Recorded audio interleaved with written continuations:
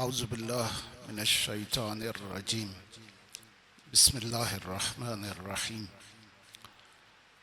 الحمد للہ والحمد حقہ کما یستحقہ حمدا کثیرا واعوذ بہ من شر نفسی ان النفس لامارۃ بالسوء الا ما رحم ربی واعوذ بہ من شر الشیطان الذی یزیدنی ذنبا الی ذنبی واحترز من كل جبار فاجر وسلطان جائر وعدو قاهر اللهم اجعلني من جندك فإن جندك هم الغالبون واجعلني من حزبك فإن حزبك هم المفلحون واجعلني من أوليائك فإن أولياءك لا خوف عليهم ولا هم يحزنون ثم الصلاة والسلام على أشرف الأنبياء والمرسلين رحمة للعالمين خاتم النبيين أبي القاسم محمد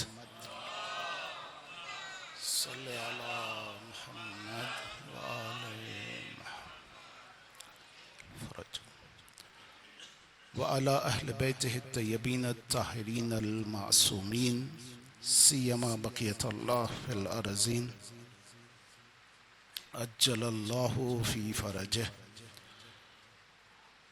اما بعد فقد قال الله في كتابه المجيد ومن آياته أن خلق لكم من أنفسكم أزواجا لتسكنوا إليها وجعل بينكم مودة ورحمة إن في ذلك لآيات لقوم يتفكرون السلام عليك يا أبا عبد الله وعلى الأرواح التي حلت بفنائك عليك مني سلام الله أبدا ما بقيت وبقي الليل والنهار ولا جعله الله آخر العهد مني لزيارتكم السلام على الحسين وعلى علي بن الحسين وعلى أولاد الحسين وعلى أصحاب الحسين درود پڑھے محمد وعلى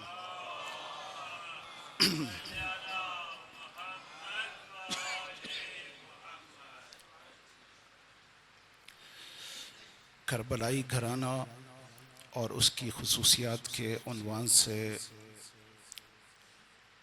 مجالس کا جو سلسلہ شروع ہوا تھا اس کی آج چوتھی مجلس۔ آپ کے سامنے بیان ہوا کہ ان ایام میں جو کہ کربلا کی مظلومیت کے ایام ہیں، ہمیں اس کربلا کو اپنے اندر بسانا چاہیے، ہمیں اس کربلا کو اپنے گھروں کے اندر لے جانا چاہیے، ہمیں اپنے مظلوم آقا کی مظلومیت سے اپنے مسائل اور مشکلات کو حل کرنا چاہیے۔ آپ کے سامنے ہم نے حدیث بیان کی کہ کیا مقام اور منزلت ہے مولا کی، مصباح ہدایت سفینہ نجات، ہماری عزت، ہماری برکت، ہماری دنیا و آخرت کا سرمایہ،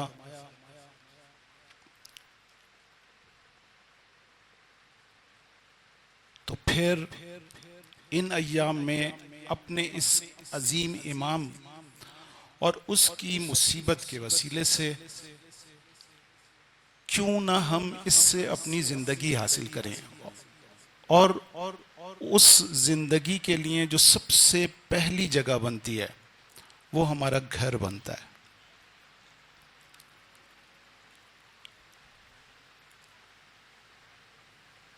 ہم نے آپ کے سامنے بیان کیا کہ گھر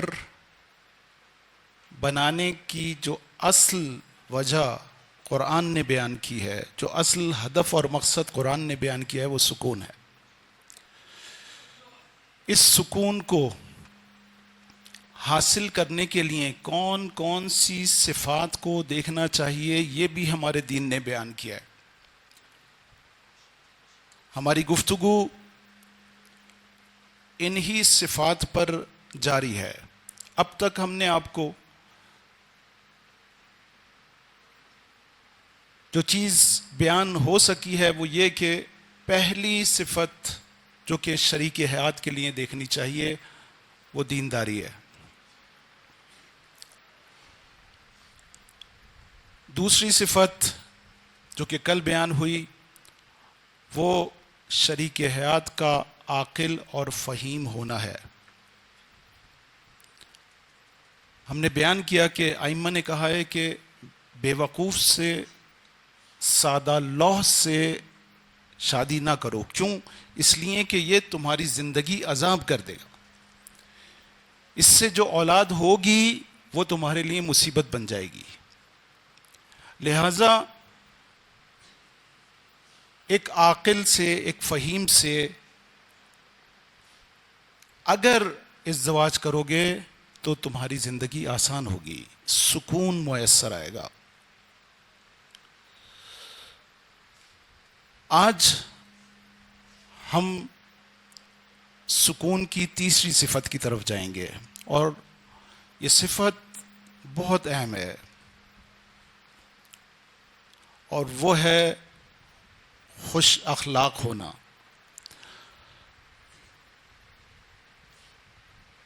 عزیزو، یہ صفت اگرچہ بہت اہم ہے لیکن آج کے ان حالات میں جبکہ اقتصادی اور معاشی مشکلات کا دور ہے، ایک مرد باہر جا کے کن مشکلات سے دوچار ہوتا ہے اس کا اندازہ ہم سب کو ہے. اس ملک میں معاش کا حصول کتنا مشکل بنتا جا رہا ہے اس کا اندازہ ہم سب کو ہے. اگر ایک ایسے دور میں ایک شریک حیات، وہ مرد جو کہ جا رہا ہے، گھر سے نکل رہا ہے، رزق حلال کمانا چاہتا ہے، گھر سے باہر جا رہا ہے، اگر اس کی شریک حیات اس کو دروازے تک آ کر صرف یہ کہہ دے اللہ حافظ و ناصر، ایک ہلکی سی مسکراہٹ کے ساتھ، پورے دن جو اس کو قوت اور طاقت حاصل ہوگی وہ بہت زیادہ ہے. اور اسی طرح جب وہ تھک ہار کر واپس آئے تو وہ دروازہ کھول کر مسکراتے ہوئے اس کا استقبال کرے اور اسے کہے کہ خوش آمدی. سارے دن کی تھکن اس کے جسم سے نکل جائے گی. عزیزو، یہ صرف ہوائی بات نہیں ہے. ہماری اور آپ کی بیوی، ان کی سنت ہے. یہ آپ کی سنت تھی کہ جب بھی مولا آتے تھے، مولا کے دستک دینے کا انداز منفرد تھا، ایک خاص انداز تھا. جب مولا کی دستک ہوتی تھی تو آپ حسن اور حسین کو روک دیتی تھی. تمہارے بابا آئے ہیں، میں جاؤں گی. بیوی جاتی تھیں اور دروازے کو کھولتی تھی. مشکل ترین وقت ہے یہ، مشکل ترین. اگر مدینے کے 10 سال ہیں تو 9 سال جنگوں میں گزرا ہے، 9 سال. اور ہر جنگ میں مولا امیر المومنین شریک ہوئے ہیں، ہر جنگ میں، ہر جنگ کا حصہ رہے. ایسے دور میں مولا یہ کہتے ہیں کہ میں جب گھر پہ آتا تھا، میری ایک نظر فاطمہ کے چہرے پر پڑتی تھی، میرا سارا غم، میری ساری تکلیفیں دور ہو جاتی. بس یہ سنت ہے. میں اپنی بہنوں سے، اپنی بچیوں سے یہ کہوں گا کہ اگر آج تک ایسا نہیں کیا تو یہ کرو، ایسا کرو. اس کے بڑے اثرات ہیں، بڑے اثرات. چھوٹی چھوٹی سی اخلاقی باتیں ہیں لیکن ان کے اثرات بہت زیادہ ہیں. اخلاق سکون فراہم کرنے میں اہم ترین کردار ادا کرتا ہے، اہم ترین کردار ادا کرتا ہے. اسی لیے روایات میں آیا ہے کہ اخلاق ضرور دیکھو. تو قرآن نے کہا کہ عاشروہن بالمعروف. دیکھو یہ جو باہمی زندگی گزارو وہ اچھی طرح گزارو, نیکی کے ساتھ گزارو. دیکھو اگر کسی کو لا رہے ہو تو اس کو نیکی کے ساتھ اپنے ساتھ رکھو. عاشروہن بالمعروف.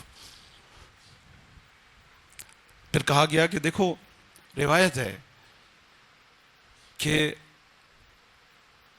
اگر کوئی تمہارے پاس آئے, اذا جاءکم من ترضون خلقہ و دینہ, اگر کوئی تمہارے پاس آئے ایسا آدمی جس کے اخلاق سے اور دین سے تم راضی ہو, فتزوجوہ, بس اس سے شادی کر دو. کہیں یہ نہیں کہا کہ دیکھو اگر کوئی آئے اور اس کے پاس پیسہ ہو تو اس سے شادی کر دو, نہیں. بلکہ روایات ہیں کہ اگر کوئی آیا اور وہ دینی اور اخلاقی لحاظ سے اچھا ہوا اور آپ نے اس کو منع کر دیا تو آپ ذمہ دار بھی ہیں, گناہ گار بھی ہیں.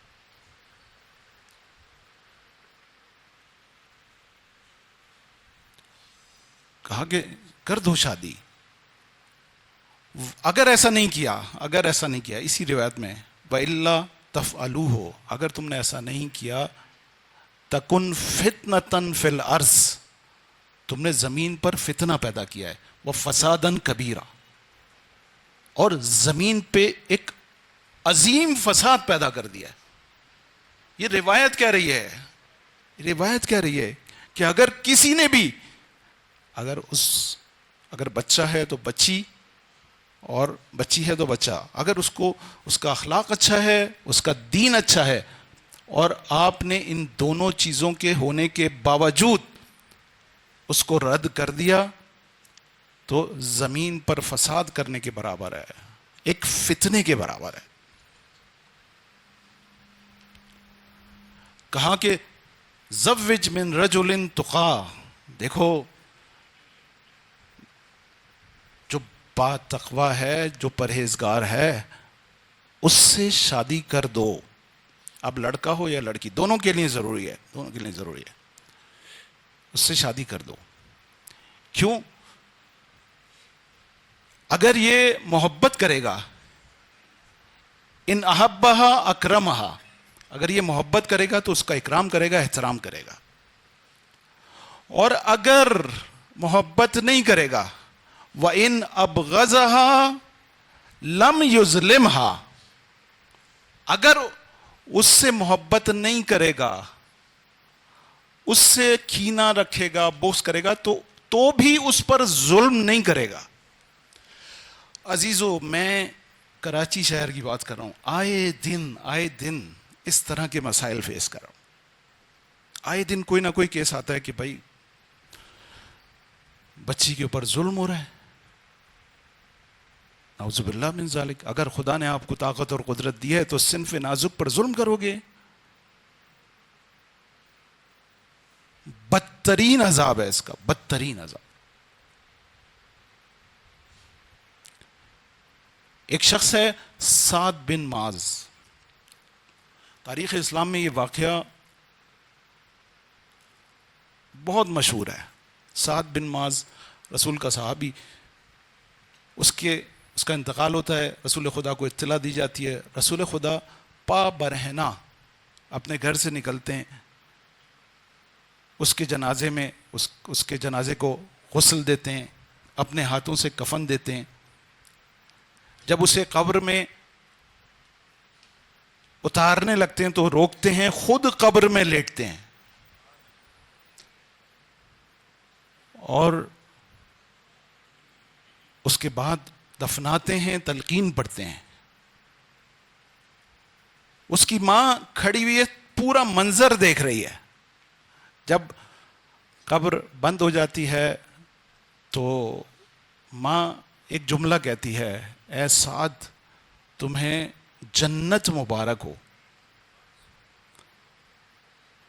رسول خدا کہتے ہیں خاموش, سعد پر فشار قبر ہو رہا ہے, خاموش ہو جاؤ. سب پریشان ہو جاتے ہیں. کہ اے رسول خدا کیسے ممکن ہے، کیسے ممکن ہے، کیسے ہو سکتا ہے آپ اس طرح سے شریک ہوں اور آپ یہ بھی کہیں کہ ملائکہ بھی شریک ہیں، سب شریک ہیں، اور پھر آپ اس کی قبر میں لیٹیں بھی، اپنے ہاتھ سے غسل دیں، اپنے ہاتھ سے کفن دیں، اور پھر اس کے اوپر فشار قبر ہو، یہ کیسے ممکن ہے؟ کہا کہ سعد کے اپنے گھر والوں سے تعلقات اچھے نہیں تھے، اس کا رویہ اچھا نہیں تھا. یہ ہمارے رویے فشار قبر کا باعث ہیں، فشار قبر کا باعث ہیں. عزیزوں اخلاق بہت اہم ہیں، گھر کا اخلاق بہت اہم ہے. ویسے ہمارے دین میں اخلاق بہت اہم ہے. کہا کہ ہم نے انک لعلی خلق عظیم، اے رسول ہم نے آپ کو بھیجا خلق عظیم کے ساتھ، بہترین اخلاق کے ساتھ. آپ نے خود کہا کہ انما بعثت لاتمم مکارم الاخلاق، کہ مجھے بھیجا ہی اس لیے گیا ہے کہ میں لوگوں کے اخلاق کی تکمیل کروں، مکارم اخلاق ان کو سکھاؤں. بھیجا ہی اس لیے گیا ہے. اخلاق بہت اہم ہے. کہا کہ الاسلام حسن الخلق، اسلام ہے ہی حسن خلق. پورا کا پورا اسلام اخلاق کے اندر سمٹا ہوا ہے.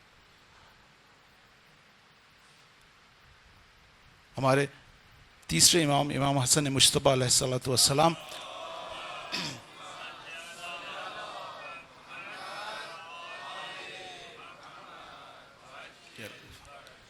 دیکھیں امام کا نام، اور امام کی نام کے حساب سے اتنی خوبصورت حدیث ہے، احسن الحسن الخلق الحسن،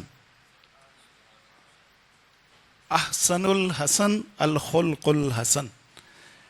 بہترین نیکی یا سب سے بہترین نیکی حسن خلق ہے. کہا کہ راس و کل بر حسن الخلق، ہر نیکی کی بنیاد حسن خلق ہے. یہ اخلاق ایک علی کے ماننے والے کا، حسین کی محبت میں گریہ کرنے والے کا اخلاق اچھا نہ ہو، بہت برا ہے. اور خاص طور پہ اپنے گھر والوں کے ساتھ اچھا نہ ہو.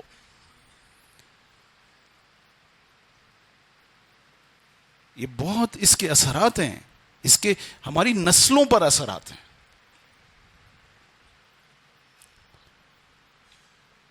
ہمارے گھروں میں مشکلات اسی بد اخلاقی سے جنم لیتی ہیں. ہمارے گھروں میں جو سکون کی فضا خراب ہوئی ہے وہ اسی بد اخلاقی کی وجہ سے ہوئی ہے.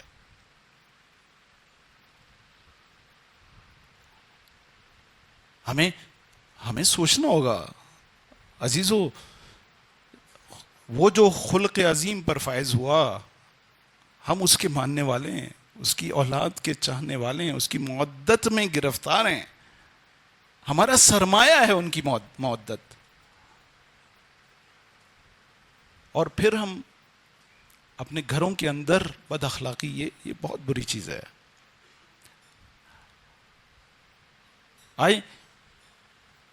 آج کوشش کرتے ہیں کہ اس کو کسی طرح سے ہم حل کریں. میں نے کہا کہ ہم اس جگہ سے انشاءاللہ اپنی ان مشکلات کو حل کرتے ہوئے جائیں گے. عزیزو میں نے پہلے دن آپ سے کہا تھا کہ یہاں پر آئیں گے ہم، یہ مشکلات حل ہو جائیں گی، لیکن ایک شرط کے ساتھ کہ ہم ولایت پر چلنے کا عہد کریں. ولایت، میں نے بتایا تھا کہ ولایت ہماری مرضی نہیں ہے. جب میں نے کہا کہ اشہد ان علی ولی اللہ، تو جیسی میں نے کہا علی ولی اللہ، اب میری مرضی نہیں چلے گی، اب علی کی مرضی چلے گی.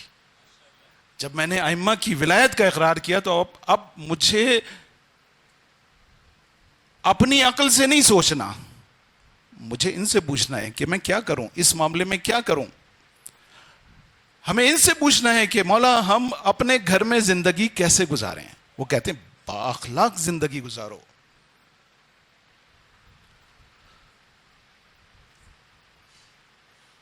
علماء کے پاس جائیں, علماء آپ کو اسی بات کی تاکید کریں گے. دیکھو بڑے بڑے علماء ہمارے, ان کا کردار گھروں میں کس طرح سے تھے. امام خمینی رحمۃ اللہ علیہ اتنا بڑا انقلاب لانے والا, اپنی زوجہ کے ساتھ, یعنی کہتے ہیں کہ دسترخوان پر بیٹھ جاتے تھے, جب تک زوجہ آ کر بیٹھ نہیں جاتی تھیں اور پہلے ان کی پلیٹ میں کھانا نکالتے تھے, اس وقت تک خود شروع نہیں کرتے تھے. بچوں کو بھی تاکید تھی کہ جب تک ماں نہ آ جائے. آپ کے رحلت کے بعد ایک انٹرویو میں کہتی ہیں کہ کبھی ایسا نہیں ہوا کہ ہم دروازے میں دونوں ایک ساتھ جا رہے ہوں اور وہ پہلے نکل گئے اور میں بعد میں. میں ہمیشہ احتراماً ان کو کہتی تھی آپ, لیکن کبھی ایسا نہیں ہوا کہ وہ خود مجھ سے آگے نکلے ہوں, ہمیشہ مجھے آگے رکھتے. ایسا ہی انقلاب نہیں آیا. یہ وہ میں بتا چکا ہوں کہ ضیاء الحق صاحب جو ہے وہاں گئے اور انہوں نے کہا کہ میں بھی بڑے متاثر تھے وہ, اور جو ان کے اطراف کے لوگ ہیں وہ کہتے ہیں کہ متاثر تھے وہ, اور اپنے کمرے میں بھی امام خمینی کی تصویر لگائی ہوئی انہوں نے. تو وہاں جا کے درخواست کی کہ مجھے تنہائی میں ملنا ہے. امام خمینی سے تھوڑی دیر کے لیے ملاقات کروائی گئی. کہنے لگے میں بھی چاہتا ہوں جس طرح سے آپ ایران میں انقلاب لائیں میں پاکستان میں انقلاب لاؤں. آپ نے ایک معیار دیا ہے, ہم سب کے لیے معیار ہے. کہتے ہیں کہ باہر انقلاب لانے سے پہلے اپنے 6 فٹ کے وجود میں انقلاب لانا ہوتا ہے. اپنے وجود میں, اپنے اندر انقلاب لے آؤ, پھر اس قابل ہوگے باہر انقلاب لانے کے. وہ ذات اپنے اندر انقلاب لا چکی تھی. اسی طرح سے ہمارے علماء, آپ اگر کسی سے پوچھنا ہے کہ مثلا باہر تو ہم سب بہت اچھے ہوتے ہیں, بڑا یعنی جب کسی کا خاص طور پہ کسی کا نام ہو جائے, خاص میں اپنی صنف کو بھی کہوں گا علماء, تو باہر ہمارا اخلاق بہت اچھا ہوتا ہے, لیکن اصل حقیقت گھر کے اندر سے پتہ چلتی ہے. وہ کسی نے کہا تھا کہ اگر کسی کے بچے اور بیوی اس کے پیچھے نماز پڑھ لیں تو اس کا مطلب ہے وہ صحیح ہے, کیونکہ اس کو عادل سمجھتے. اصل تو گھر میں پتہ چلتا ہے نا.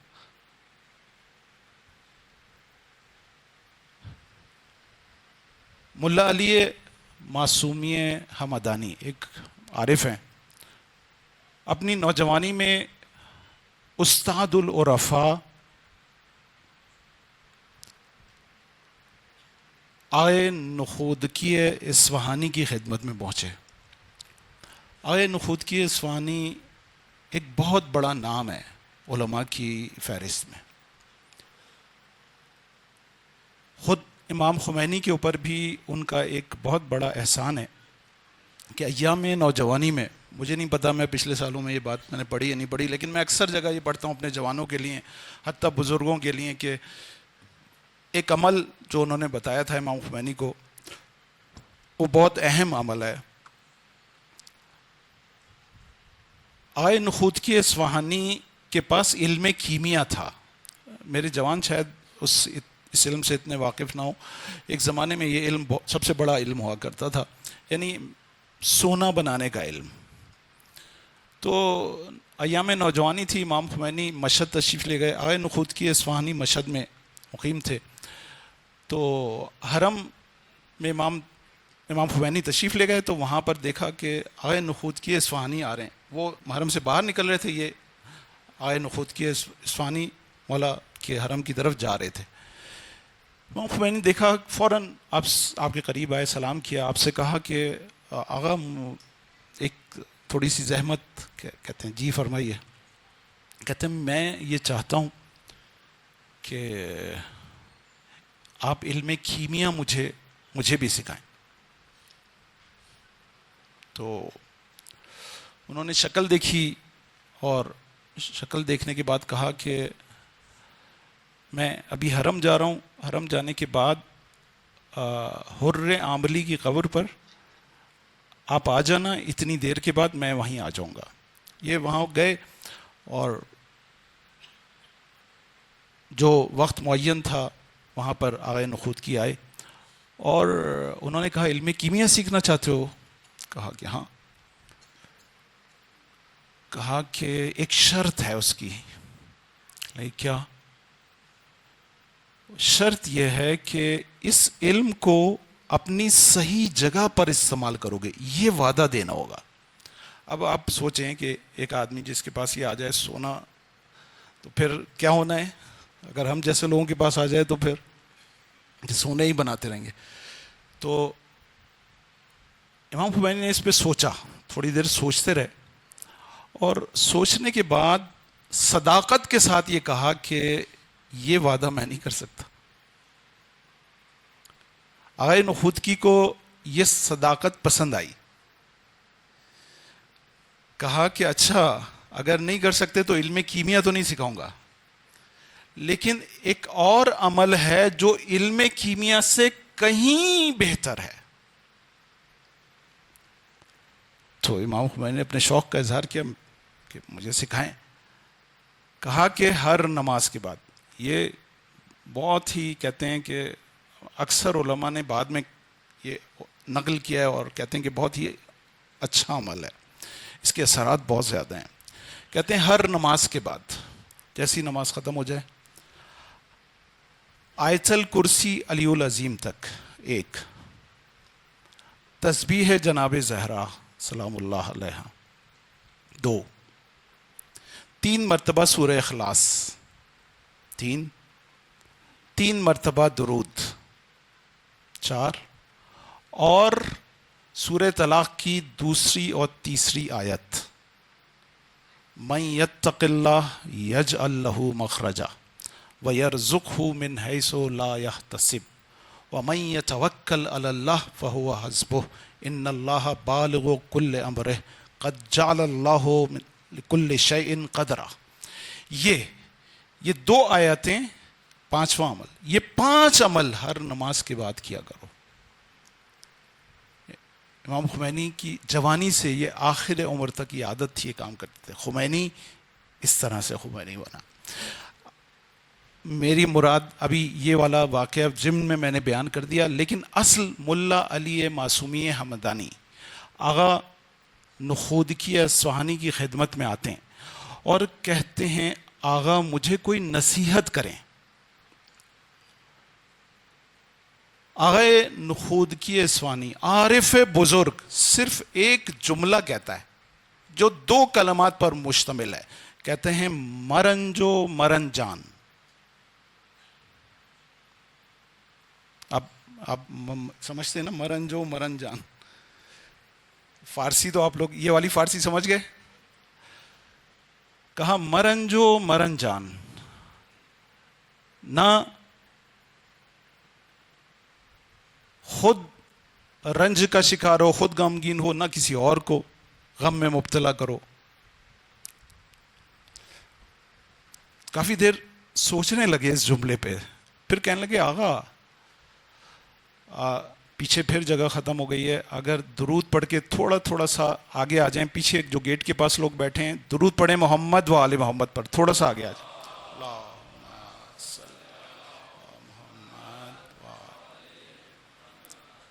چل ایک مرتبہ اور درود پڑھیں محمد و آل محمد.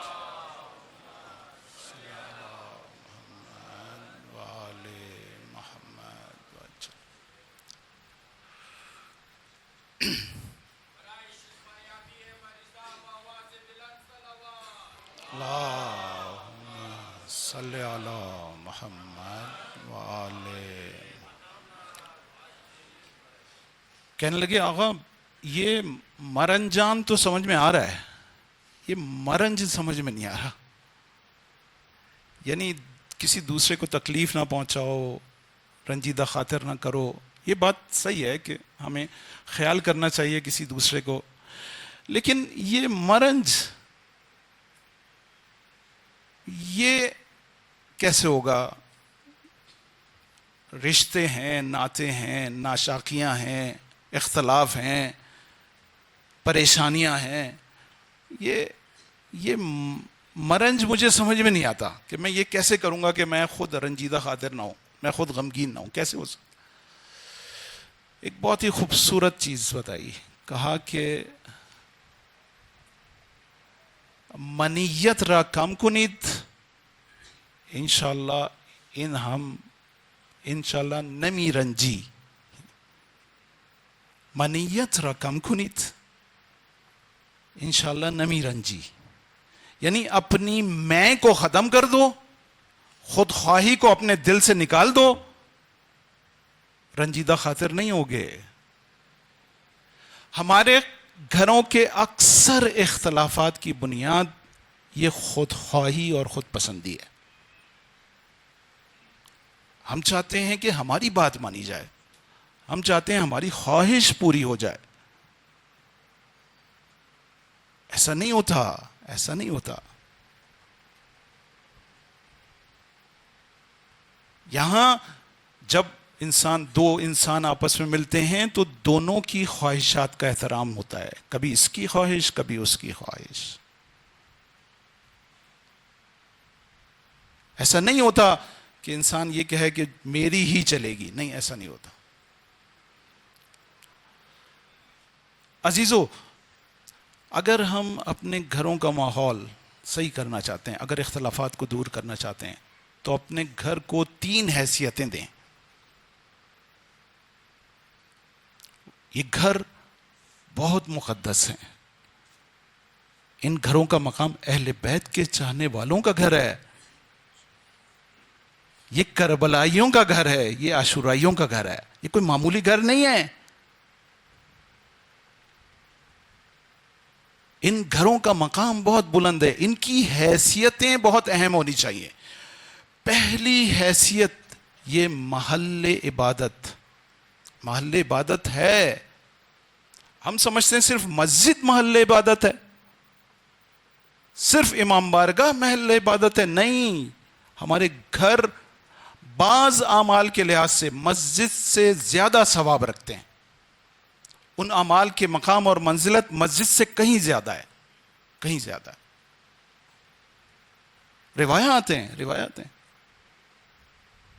حضور نے کہا کہ اگر کوئی مرد اپنی زوجہ کے ساتھ تھوڑی دیر بیٹھے گا، اس کا ثواب میری مسجد میں اعتکاف سے کہیں زیادہ ہے. خدا کہیں زیادہ اس سے محبت کرے گا بنسبت اس کے جو میری مسجد میں اعتکاف کرے. خدا اس سے کہیں زیادہ محبت کرے گا. میرے جوانوں، آپ سے، بزرگوں سے بھی، بزرگی ہو گئی تو آپ ساتھ بیٹھنا چھوڑ دیا؟ نہیں، ساتھ بیٹھیں، بات کریں. جوان میرے زوجہ کے ساتھ بیٹھیں. میں بزرگوں سے کہوں گا کہ ساتھ، ہم بعض جگہ پہ اعتراض ہوتا ہے اگر میاں بیوی ساتھ بیٹھ گئے بزرگوں کے سامنے تو ایک مسئلہ بنتا ہے. نہیں، ثواب ہے. بیٹھیں گے تو مسئلے حل ہوں گے. بیٹھ کے بات کریں، ہنسیں ہنسائیں، ایک خوشگوار ماحول گھر میں پیدا ہو. کہا گیا، یعنی ایک عمل یہ ہو گیا، اس کا ثواب کتنا زیادہ ہے. کہا گیا کہ ایک زوجہ ایک گلاس پانی اگر اپنے شوہر کو پلائے گی، دے گی، تو 1 سال کی عبادت سے زیادہ ثواب ہے. کیسی عبادت؟ جس میں دن روزے سے گزرے ہوں اور رات، پوری رات عبادت سے گزری ہو. پوری 1 سال، 1 گلاس پانی. میں نے اس دن آپ کے سامنے بتایا تھا کہ جب والدین کی بات آئی تھی، میں نے آپ کے سامنے کہا تھا کہ حضور نے کہا کہ اگر ایک نظر رحمت، ایک محبت بھری نظر کوئی اپنے والدین کی جانب کرتا ہے تو خدا ایک مقبول حج کا ثواب دیتا.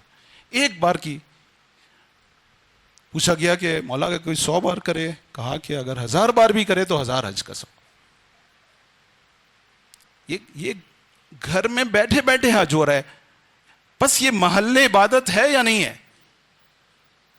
محل عبادت ہے.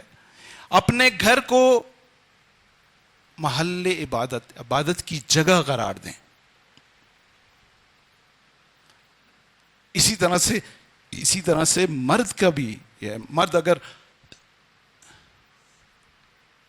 1 گھنٹے اپنی بیوی کا ساتھ دے گھروں کے کاموں میں, تو اسے 1000 سال عبادت کا ثواب ملتا ہے. 1 گھنٹہ.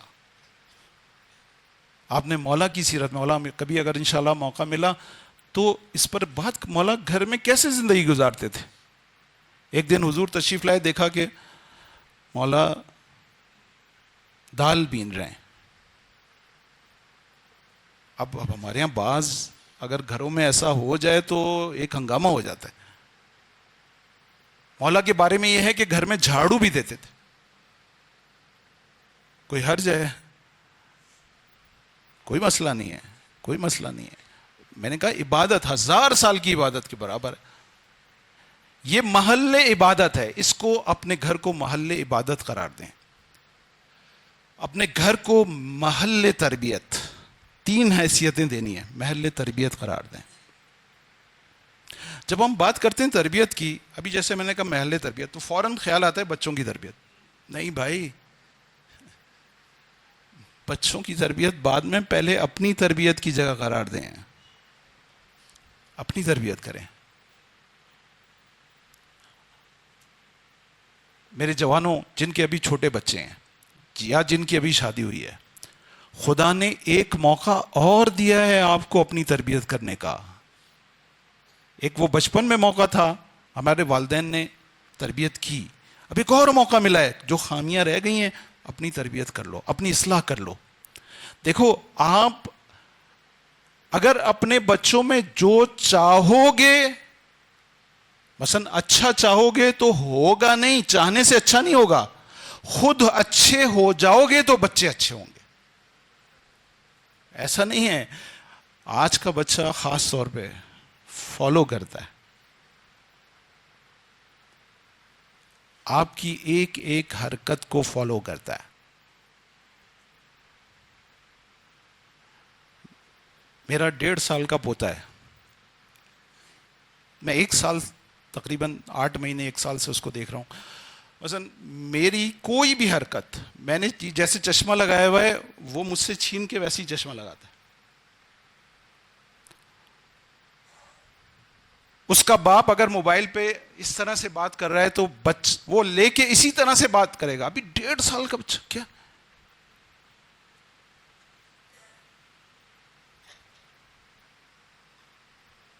بالکل وہ چشمے کو میرا اتارے گا. اس کی دادی اگر وہ عام طور پہ ایسے رکھتی ہیں, تو اگر دادی کا چشمہ لے گا تو ادھر رکھے گا, میرا چشمہ لے گا تو ایسے لگائے گا.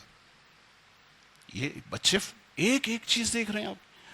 آپ کے اعمال, بچہ بہت شارپ ہے. روایات ہیں کہ جو تعلق ہے وہ بچہ جو ہے وہ کمرے میں نہ ہو. کیوں؟ بچہ محسوس کرتا ہے. بچہ تو بالکل سو رہا ہے لیکن احساس اس کے پاس ہے. بس اگر ہم اس محل تربیت, اپنی تربیت کی جگہ قرار دیں, یہ ہماری تربیت ہو رہی ہے, خدا نے ایک موقع اور دیا ہے, ہم تربیت کر رہے ہیں.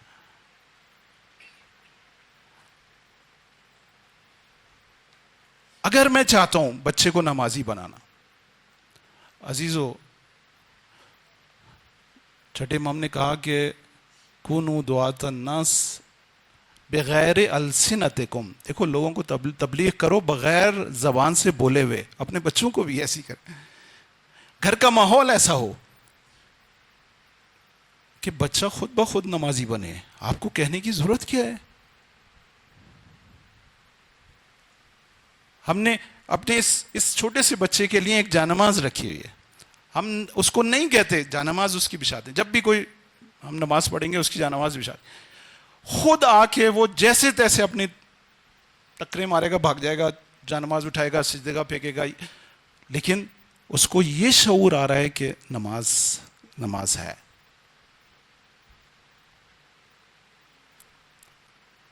یہاں ایک تربیتی ماحول, کسی عارف عرفا کا کہنا یہ ہے کہ تربیت کی نہیں جاتی, تربیت ہوتی ہے. جہاں آپ تربیت کرنا شروع کرتے ہیں وہاں خراب کرنا شروع کرتے ہیں. جب آپ نے ایک ماحول بنا دیا تو اب کہنے کی ضرورت ہی نہیں ہے بھائی. کہنے کی ضرورت وہاں پیش آئی جب آپ نے ماحول نہیں بنایا تھا. آپ کا گھر کا ماحول ایسا ہے, بچے خود بخود نماز پڑھیں گے, نماز کے پابند ہوں گے. اسی طرح سے ہر نیکی کے پابند ہوں گے. آپ سچ بولتے ہوں گے. دیکھیں, چاہنے سے نہیں ہوتا. بچے کو کہیں سچ بولنا اور خود باہر کوئی آیا کہتے بابا نہیں ہے, بچہ کبھی بھی سچ نہیں بولے گا. یا ایھا الذین آمنوا لما تقولون ما لا تفعلون. جو خود نہیں کرتے وہ اپنے بچوں سے کیوں کہتے ہو, دوسروں سے کیوں کہتے ہو. حضور کے پاس ایک خاتون آئی بچے کو لے کے, کہا کہ یہ کھجور, اس کو منع کیا ہے حکیم نے, کھجور بہت کھاتا ہے, اس کو کہتے ہیں کل آنا. دوسرے دن جاتی ہے, بچے سے کہتے ہیں بچے کھجور نہیں کھایا کرو, تمہارے لیے نقصان دہ. وہ دیکھتی ہے چہرہ کہ اگر یہی جملہ کہنا تھا تو کل کہہ دیتے, آج مجھے دوبارہ کیوں بلایا آپ نے. کہا کہ کل میں نے خود کھجور کھائی ہوئی تھی.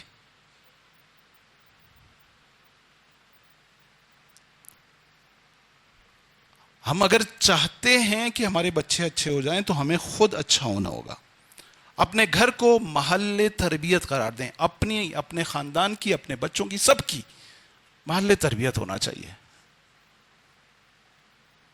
لیکن تربیت خالصانہ ہو, منافقانہ نہ ہو, بچوں کو دکھانے کے لیے نہ ہو.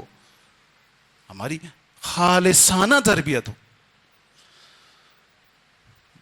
دوسری حیثیت اور تیسری حیثیت محل ریاضت قرار دیں.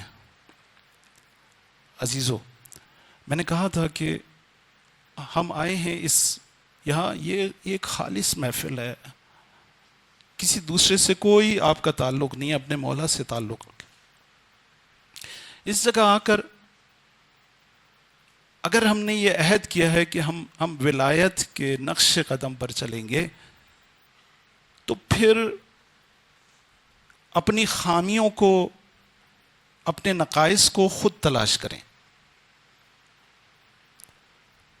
ایک لسٹ بنائیں کہ میرے اندر یہ خامی ہے, اور اس کے بعد ان خامیوں کو دور کرنا شروع کریں. یہاں پر آئیں, اپنی ایک خامی, مثلا ایک دن آئیں تو 2-3 خامیوں کا, مولا میرے اندر یہ خامی ہے, دعا کریں کہ مولا اس خامی کو میں دور کر سکوں. یقین مانیں, یہ مولا, یہ جو حرارت ہم نے پہلے دن آپ کو یہ بات کہی تھی کہ حرارت ہے, یہ حرارت ایسے ہے جیسے آپ کی بڑی بڑی بیماریوں کو دور کر دے گی. ان لقتل الحسین فی قلوب المؤمنین حرارتا لا تبرد ابدا. یہ حرارت, میں کسی زمانے میں حرارت کے بارے میں پڑھ چکا ہوں کہ حرارت کی کیا کیا خصوصیات ہوتی ہیں. یہ حرارت آج بیماریوں کو بھی ختم کرتی ہے, یہ ہماری اندرونی بیماریوں کو ختم کرے گی, یہ قتل حسین کی حرارت ختم کرے گی. انہی ایام میں ہمیں یہ کام کرنا ہے, بہترین ایام ہیں, بہترین ایام ہیں. یہ آپ کے گناہوں کو ختم کر دیں گے, یہ آپ کا آنسو بہانا آپ کے گناہوں کو ختم کر دے گا. ایک لسٹ بنائیے, محل ریاضت قرار دینا ہے, محل ریاضت. مثلا مجھے غصہ بہت آتا ہے, غصہ حرام ہے. آپ نے اپنی لسٹ میں دیکھا غصہ سب سے اوپر لکھا ہے, کہا کہ بس اب کیا کرنا ہے, غصہ ختم کرنا ہے. محل ریاضت قرار دیا ہے میں نے اپنے گھر کو. نظر شرعی کروں, للہ علیہ، اے خدا تجھ سے یہ عہد کرتا ہوں کہ اگر آج پورے دن میں نے غصہ کیا تو ایک دن کا روزہ رکھوں گا. مثال دے رہا ہوں آپ کو، مثلا وہ چیز جو آپ کے لیے خود ذرا مشکل ہو اور آپ اس سے جو ہے وہ محتاط ہو جائیں اس کی وجہ سے. مثلا ایک دن کا اگر کوئی عادی ہے تو 2 دن 4 دن، جتنا آپ اپنے آپ کو پریشر میں لا سکتے ہیں اتنا طے کر لیں. مثلا اگر میں نے آج پورے دن غصہ کیا تو میں ایک دن روزہ رکھوں گا. آج ایک دن ہو گیا اور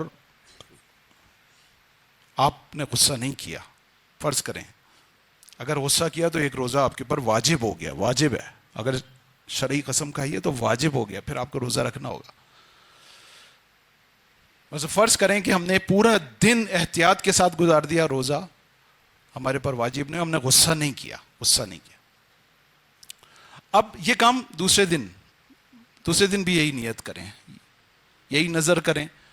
پھر اگر دوسرے دن ہو گیا، تیسرے دن، اس طرح 40 دن تک چلائیں. 40 دن کے بعد یہ مرض آپ جڑ سے اکھڑ کے پھینک کے ختم. میں نے ایک مثال دی غصے کی. حسد بہت بڑی بیماری ہے، اگر کوئی محسوس کرتا ہے اس کے اندر ہے، یہ نظر کریں. بس اپنے گھر کو محل ریاضت قرار دیں کہ یہ محل ریاضت ہے. عزیزو، جس گھر کی محبت میں ہم آئے ہیں یہ ہمیں بتاتا ہے کہ کیا کام کرنے اور کیا نہیں کرنے، کیسے کرنے. اخلاقیات میں 2 چیزیں بہت اہم ہیں، ایک طرز تخاطب، بات کرنے کا انداز، اور دوسرا یعنی خوش گفتار اور خوش عمل، خوش اخلاقی. یہ دو چیزیں بہت اہم ہیں. بات کرنے کا انداز اہل بیت نے ہم کو سکھایا ہے، کس طرح سے آپس میں ایک دوسرے. یہ خود طرز تخاطب بہت اہم ہے، بہت اہم ہے.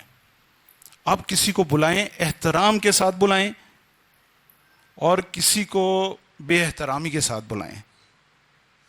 خود اس کے اندر سکون اور بے سکونی موجود ہے. اس طرز تخاطب میں آپ کو سکون ملے گا. اہل بیت کا انداز کیا ہے، حدیث کے حساب سنتے ہیں، اپنے بچوں کو کیسے بلاتے ہیں. جب امام حسن اور امام حسین آتے ہیں، یا ثمرۃ فؤادی، اے میرے دل کے سکون، یا قرۃ عینی، اے میری آنکھوں کی ٹھنڈک. میرا سوال ہے عزیزوں، اگر آپ ان کو اس طرح سے بلاؤ گے تو وہ ایسے ہی بنیں گے، لیکن اگر آپ دوسرے طریقے سے بناؤ گے تو وہ ویسے بنیں گے. اہل بیت نے ہمیں یہ سکھایا ہے کہ اپنے بچوں کو اس طرح سے مخاطب کیا کرو. آپس میں بھی، یا ابا الحسن، یا ابن امی، یا بنت رسول اللہ، احترام کے ساتھ ایک دوسرے کو بلاتے ہیں. گفتگو کا انداز بہت خوبصورت، بہت اچھا، بہت پرسکون ہے. اہل بیت نے ہمیں یہ سکھایا ہے. خوش اخلاقی، خوش عملی. مولا نے کہا کہ کبھی ایسا نہیں ہوا پوری زندگی میں کہ فاطمہ نے مجھے ناراض کیا ہو یا میں نے فاطمہ کو ناراض کیا ہو. کبھی نہیں ہوا ایسا. عجیب گھر ہے کہ بچوں کو اہمیت بہت زیادہ ہے، بہت زیادہ اہمیت ہے. یہ جو ہم سنتے ہیں کہ امام حسن امام حسین حضور کے نماز کے دوران، سجدے کے دوران آپ کے اوپر سوار ہو گئے 70 دفعہ. آپ نے، صحیح ہے، آپ کی فضیلت ہے، یہ جوان جنت کی فضیلت ہے، اس میں کوئی شک نہیں ہے، لیکن ایک بچے کا احترام بھی ہے. رسول کی سنت ہے بچوں کا احترام کریں.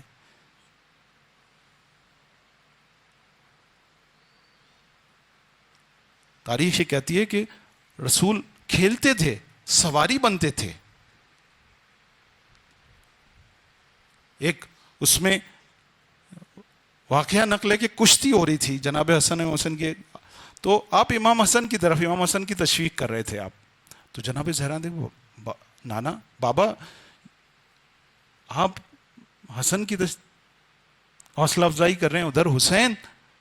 کہا کہ فاطمہ تمہیں نہیں پتا جبرائیل حسین کی طرف ہیں. یعنی بچوں کو اہمیت دینا، ان کا احترام کرنا. عزیزو اگر ہم اس راستے پر چلیں گے، اس طریقے سے چلیں گے، اپنے گھر کو بہترین سکون والا گھر قرار دیں گے. یہ جو محبت حسین ہے، یہ جو ہمیں یہاں کھینچ کر لائی ہے، یہ بہت بڑا سرمایہ ہے زندگی کا. عزیزو اس سرمایے سے بہترین استفادہ کریں، دنیا و آخرت کا بہترین استفادہ.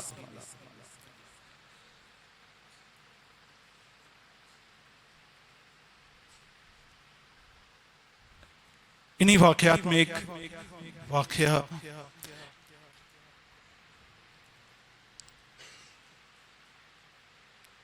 جس سے اپنے مصائب کو متصل کروں گا کہ ایک دن امام حسین گریہ کرتے ہوئے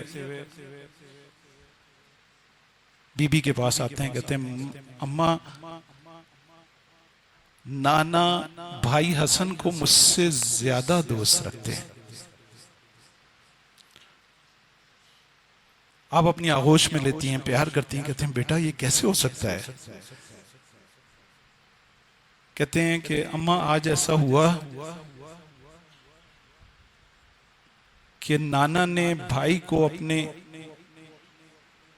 دائیں طرف بٹھایا، مجھے بائیں طرف بٹھایا، بھائی کے ہونٹوں پر بوسہ دیا اور میرے گلے پر بوسہ دیا. جناب فاطمہ حسین کا ہاتھ پکڑتی ہیں، نانا کے پاس آتی ہیں، حسین کے نانا کی اپنے بابا کی خدمت میں آتی ہیں. بابا حسین کو بہت برا لگا ہے، آپ نے حسن کے ہونٹوں پر بوسہ دیا اور حسین کے ہونٹوں پر بوسہ نہیں دیا، حسین کے گلے پر بوسہ دیا. رسول خدا نے رونا شروع کر دیا. فاطمہ مجھے دونوں کے جانے کا منظر یاد آ گیا. ارے میرے حسن کو زہر دیا جائے گا اور میرے حسین کو کربلا کے میدان میں ذبح کیا جائے گا. اس لیے میں نے حسین کے گلے کا بوسہ دیا. اجرکم علی اللہ. عزیزو آج 3 محرم ہو گئی. ایک ایسے خاندان کا ذکر کروں گا جو واقعاً کربلائی خاندان ہے، اور وہ ہے عقیل کا خاندان. کیا سعادت ہے. میں کوشش کروں گا کہ کچھ خاندانوں کا ذکر ان مجلسوں میں ہو جائے، لیکن تمام خاندانوں میں واقعاً اس خاندان پر انسان جتنا فخر کرے کم ہے. عقیل کے 10 بیٹے ہیں. مسلم کے علاوہ 9 بیٹے اور ہیں. مسلم کوفہ میں شہید ہوئے ہیں اور 9 کے 9 کربلا میں شہید ہوئے ہیں. 9 کے 9 کربلا میں شہید ہوئے ہیں.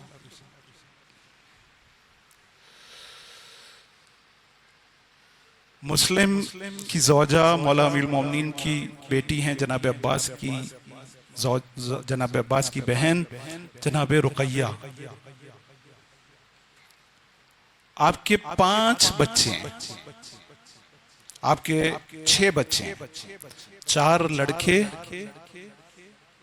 اور 2 لڑکیاں. 4 لڑکوں میں سے 2 محمد اور ابراہیم، جن کا تذکرہ آپ اکثر سنتے ہیں، وہ مسلم کی شہادت کے بعد، بلکہ بعض روایت میں 1 سال کے بعد کوفہ میں شہید کیے گئے، جن کو حارث نے قتل کیا تھا، وہ 2 بچے ہیں، اور 2 بچے علی اور عبداللہ کربلا میں شہید ہوئے۔ جناب مسلم کی 2 بچیاں ہیں، ایک 3 سالہ ہے اور ایک بڑی بچی ہے، 3 سالہ بچی ناکے سے گر کر اس کے سموں میں آ کر شہید ہو گئی۔ اس طرح سے مسلم کے 9 بھائی اور 5 اولادیں کربلا میں شہید ہوئی ہیں۔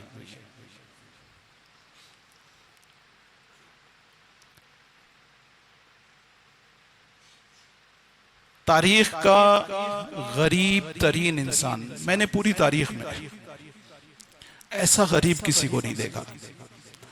لکھا ہے کہ 18,000 سے 40,000 کی تعداد ہے جس نے مسلم کے ہاتھ پر بیعت کی ہے۔ جیسے ہی ابن زیاد آتا ہے اور وہ اپنے ہیلے استعمال کرتا ہے، یہ 40,000 یا 18,000 بھی اگر مان لیں تو 18,000 کی تعداد چند ساعتوں میں مسلم کو چھوڑ کر چلی جاتی ہے، اور ایک انسان، ایک پورے کوفے میں کوئی ایک مسلم کے ساتھ کھڑا نہیں ہوتا۔ عشاء کی نماز کے بعد مسلم جب پلٹے ہیں تو کوئی بھی نہیں تھا۔ اب مسلم ہیں اور کوفہ کی گلیاں ہیں، مسلم جائے تو کہاں جائے؟ مسلم کا تو کوئی بھی گھر نہیں ہے، ہانی کو بھی گرفتار کر لیا، کوئی بھی نہیں۔ راوی کہتا ہے کہ مسلم ایک گھر کے باہر بیٹھ جاتے ہیں، ایک خاتون نکلتی ہے، توآ اس کا نام ہے، کہتی ہے کہ اے شخص تو یہاں کیوں بیٹھا ہے؟ کوفے کے حالات اچھے نہیں ہیں، جا اپنے گھر جا۔ مسلم پلٹ کر کہتے ہیں جس کا گھر ہی نہ ہو وہ کہاں جائے؟ کہتی ہے کہ تو کوفے کا رہنے والا نہیں ہے؟ کہتا نہیں، میں کوفے کا۔ پھر کہاں سے آیا ہے؟ کہتے ہیں مدینہ سے۔ جیسی مدینہ سنتی ہے کہتی تیرا نام کیا ہے؟ کہتے ہیں مسلم ابن عقیل۔ فوراً اپنے گھر کا دروازہ کھلتی، کہتے ہیں مولا مجھے معاف کیجئے، اہل بیت کی چاہنے والی ہے، علی کی کنیز ہے۔ کہتے ہیں مولا گھر آئیں، یہ آپ کا گھر ہے۔ مسلم گھر میں چلے جاتے ہیں، کھانا لا کے رکھتی ہے، مسلم کھانا نہیں کھاتے، عبادت میں مشغول ہو جاتے ہیں۔ صبح کے ہون میں گھوڑے کی ٹاپوں کی آوازیں آتی ہیں، مسلم فوراً زرہ پہنتے ہیں اور لباس رزم پہن کر باہر نکلنا چاہتے ہیں۔ توحہ روکتی ہے کہ مسلم گھر میں زیادہ محفوظ ہیں، باہر نہیں جائیے گا۔ مسلم ایک جملہ کہتے ہیں، میں نہیں چاہتا کہ میری وجہ سے کسی کی ناموس پر حرف آئے، میری وجہ سے کسی کے گھر پر حملہ ہو۔ میں کہوں گا مسلم آج تو آپ یہ کہہ رہے ہیں روز عاشوراء آئیں کربلا میں دیکھیں، آپ کے سب لوگوں کو شہید کرنے کے بعد یہ اشقیاء خیموں پر حملہ آور ہوئے ہیں، ناموس رسول پر حملہ کیا ہے۔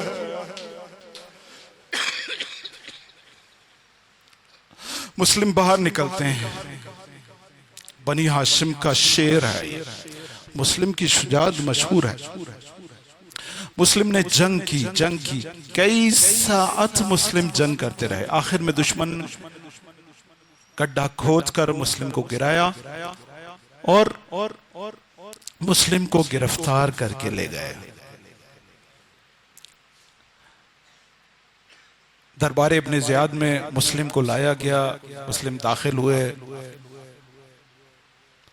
ابن زیاد کے سامنے سینہ تان کے مسلم کھڑا ہے، زخمی مسلم لیکن شجاعت کا پیکر۔ اس سے کہا جاتا ہے امیر کو سلام کرو، کہتے ہیں امیری حسین، میرا امیر حسین ہے اور میرا کوئی امیر نہیں ہے۔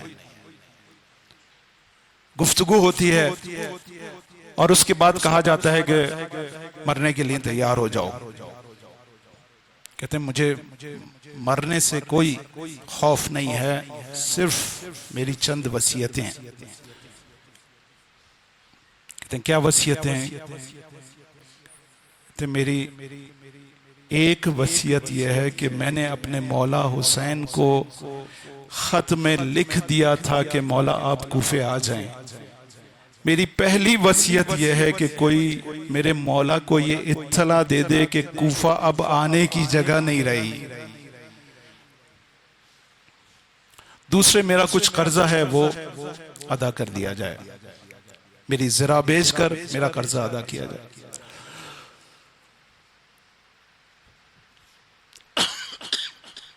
مسلم کو کہا جاتا ہے کہ تمہیں قتل کیا جائے گا، دارالامارہ کی چھت پر لے کر جاتے ہیں. چھت پر جیسے ہی جناب مسلم پہنچتے ہیں اپنے اندازے سے مدینے کا رخ کرتے ہیں اور دارالامارہ کی چھت پر کھڑے ہو کر کہتے ہیں السلام علیک یا ابا عبداللہ، اے میرے مولا آپ پر میرا سلام ہو.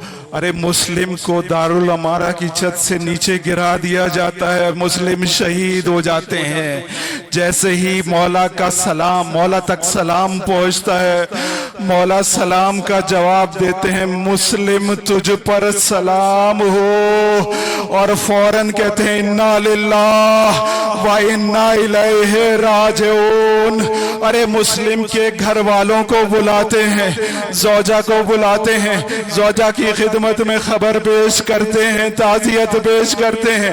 ارے مسلم کی معصوم بچی کو بلاتے ہیں، اپنی آغوش میں بٹھاتے ہیں اور بالیاں منگاتے ہیں، بالیاں اس کے کانوں میں پہناتے ہیں، اس کے گال پر بوسہ دیتے ہیں، ارے اس کے چہرے پر بار بار پیار کرتے ہیں. میں کہوں گا مولا ذرا ادھر ادھر دیکھ لیجئے گا، سکینہ تو موجود نہیں ہے، کیونکہ کل مولا آپ کی بچی جب یتیم ہوگی تو معاملہ اس کے برعکس ہوگا. ارے مولا آپ نے بالیاں پہنائی ہیں، ارے سکینہ کی بالیاں اس کے کانوں سے چھینی جائیں گی. ارے آپ نے مسلم کی بچی کے گالوں پر بوسہ دیا ہے، ارے آپ کی سکینہ کے منہ پر تماچے مارے جائیں گے. ارے مولا جب آپ شہید ہوں گے تو آپ کی بچی کربلا کے صحرا میں اندھیروں میں بابا بابا پکارتی رہے گی، اس کے دامن میں آگ لگی ہوگی اور کوئی آگ بجھانے والا نہیں ہوگا. واہ حسین واہ مصیبت.